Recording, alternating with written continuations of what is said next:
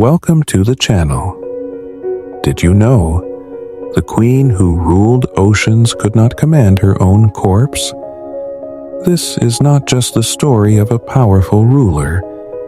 This is the story of decay, of fear, of rotting flesh sealed in royal velvet. The tragic final chapter of Queen Elizabeth I, The Rotten Throne. Stay with me as we travel through her life, her fears, and the horror that awaited her body after death. She was born into glory and tragedy. Imagine a grand Tudor palace. A 2-year-old girl playing with golden rattles, unaware her father was signing her mother's death warrant.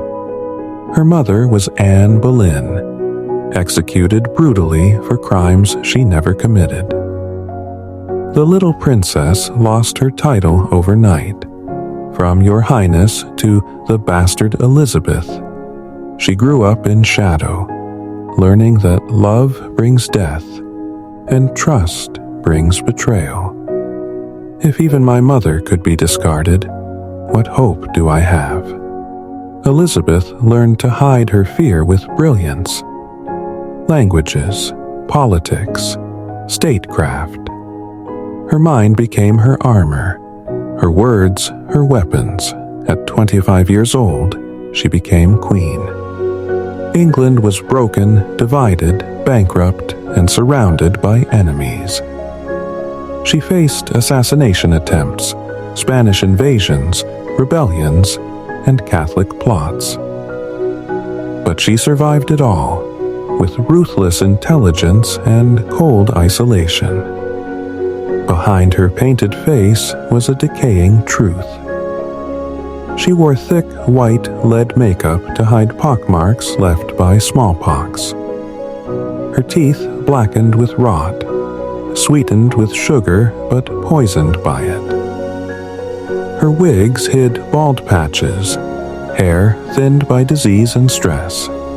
They must never see me weak, never see me rot. She banned mirrors in her later years, unable to watch her fading power reflected back. Elizabeth saw death everywhere.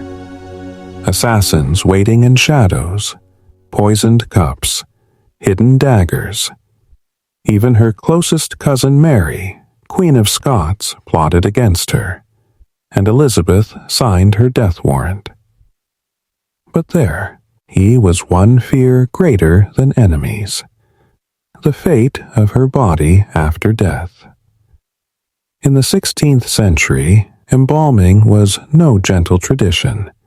It was harsh, violent, invasive. Bodies were cut open with long knives, chest sliced wide, organs removed by hand. The hollow cavity stuffed with herbs, cloves, cinnamon, and myrrh. Not for respect, but to fight the coming stench of decay. Elizabeth begged her court, "Do not open me. Let me remain whole before God." But death does not negotiate. In her final days, Elizabeth refused to sleep. She sat on the cold stone floors of her palace, lost in memories of Robert Dudley, the only man she ever loved.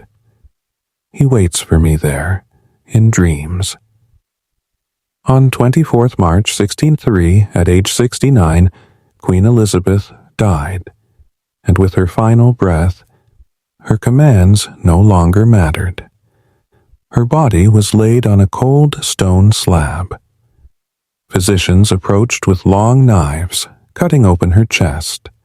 One by one, her organs were removed: heart, liver, lungs, stomach, intestines, everything that once sustained England's greatest monarch.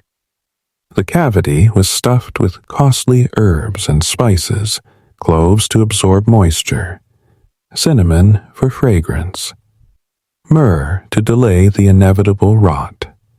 Her body was sewn back up, wrapped in rich crimson velvet embroidered with Tudor roses. Not out of respect, but to prevent her corpse from swelling and bursting during her grand state funeral.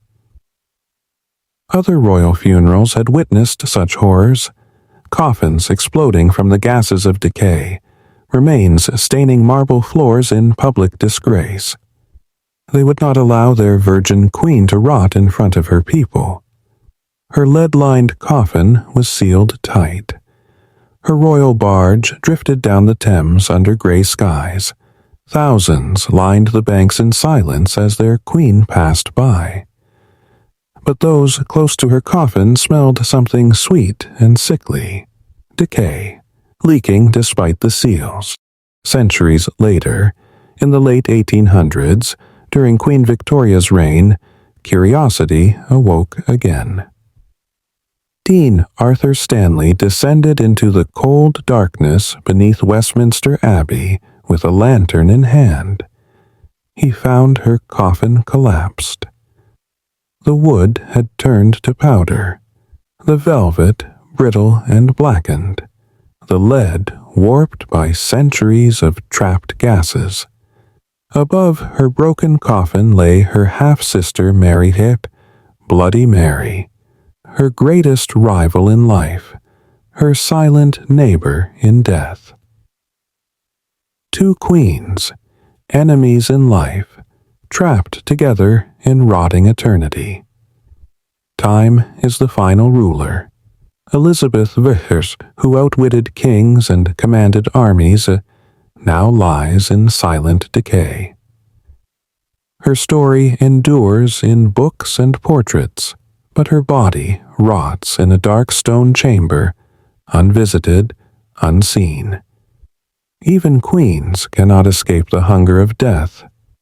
This is the Rotten Throne. Thank you for watching. Watch next. Queen Elizabeth I's secret love and the price of her throne. Thank you.